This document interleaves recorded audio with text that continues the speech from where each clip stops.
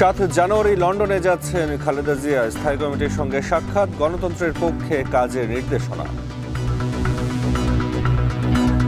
নির্দেশনা দিয়েছেন যে একসাথে কাজ করো, জনগণের পক্ষে কাজ করো, গণতন্ত্রের পক্ষে কাজ করো।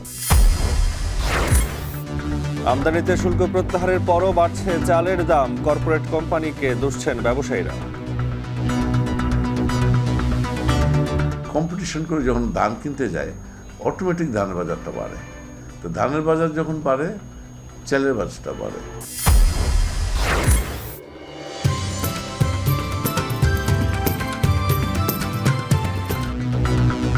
বিয়ের আয়োজনে বৈশ্বিক খাওয়া, ব্যাপ্তি বেড়েছে আনুষ্ঠানিকতায়, উৎসব ঘিরে চাঙা বাণিজ্য।